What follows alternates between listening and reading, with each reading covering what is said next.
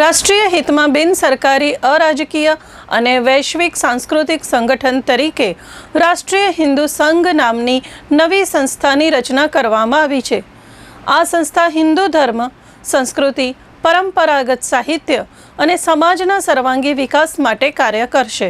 રાષ્ટ્રીય હિન્દુ સંઘનો મુખ્ય ઉદ્દેશ ભારતભરના હિન્દુ સમાજને એકત્રિત કરીને હિન્દુ રાષ્ટ્રની કલ્પનાને વેગ આપવાનો છે। સંસ્થા હિન્દુ ધર્મ, વેદો, શિલ્પ, નાટ્ય, ગીત વગેરે હિન્દુ સંસ્કૃતિના વિવિધ પરંપરાગત ક્ષેત્રોમાં જાગૃતિ ફેલાવશે અને નવીન પેઢીને હિન્દુ મૂલ્યોથી પરિચિત કરાવશે।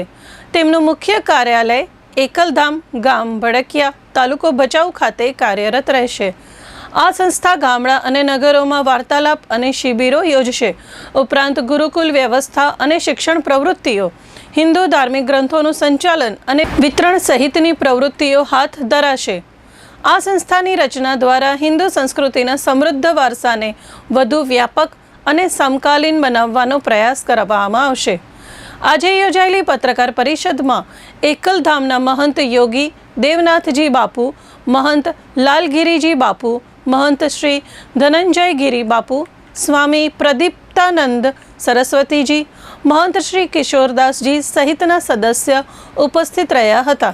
આજે આપને મેં માહિતી આપી છે અને અમે એક બિન રાજકીય એક હિન્દુ સંગઠનની અમારે એનો રજિસ્ટ્રેશન થયો છે અને એ હિન્દુ સંગઠન ગુજરાત અને અમે સમગ્ર ભારતમાં એ કામ કરશે। એ હિન્દુ સંગઠનનું નામ છે રાષ્ટ્રીય હિન્દુ સંઘ।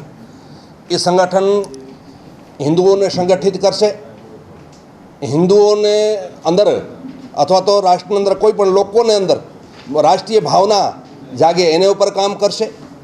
સાથે સાથે મા ભારતી કેવી રીતે વિશ્વગુરુ બને એના ઉપર કામ કરશે।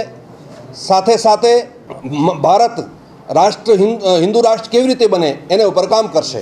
હા, એ ચોક્કસ એકવાર માણસને કંઈ એવી ઘટના ઘટતી હોય છે ને એક રાષ્ટ્ર ભાવના જાગતી હોય છે તો એ રાષ્ટ્ર ભાવના ચોક્કસ જાગે છે, પણ એ કેળવણીથી નથી આવેલી। એ રાષ્ટ્ર ભાવના છે એ કેળવણીથી નથી આવેલી છે, એ તો ટેમ્પરરી આવતી છે।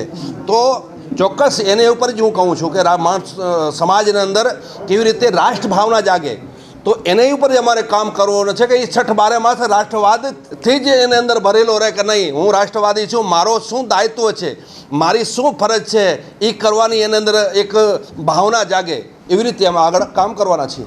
મેન ભૂમિકા તો જે મેં આપને વાત કરી કે લવ જિહાદ ઉપર કામ કરશે, ગાય હત્યા બંધ થાય, ગાયોને કેવી રીતે બચાવી એના ઉપર કામ કરશે અને હિન્દુ સમાજને કેવી રીતે સંગઠિત કરવો, હિન્દુ સમાજને કેવી રીતે સુરક્ષિત કરવો અને હિન્દુ સમાજની અંદર આપણે જેમ પહેલે મેં કીધું એવી રીતે કેવી રીતે રાષ્ટ્ર ભાવના જાગે એ હેતુ ઉપર કામ કરશે। ચોક્કસ આજે આપણે અહીંયા ગુજરાતમાંથી પહેલે અમે પ્રારંભ કરીશું। ગુજરાતમાંથી ધીરે ધીરે દરેક રાજ્યની અંદર પહોંચવાનો પ્રયાસ કરીશું। એક દિવસમાં થઈ જવાનો છે એવો નથી, ચોક્કસ એને ટાઈમ લાગશે, પણ અમે શુદ્ધ ભાવનાથી આ સંગઠન અમે ગઠિત કર્યો છે ને અને અમારી શુદ્ધ ભાવના છે કે દરેક હિન્દુ એમાં જોડાશે અને રાષ્ટ્ર માટે કામ કરશે। ટાઈમ લાગશે ચોક્કસ, પણ કામ કરશે।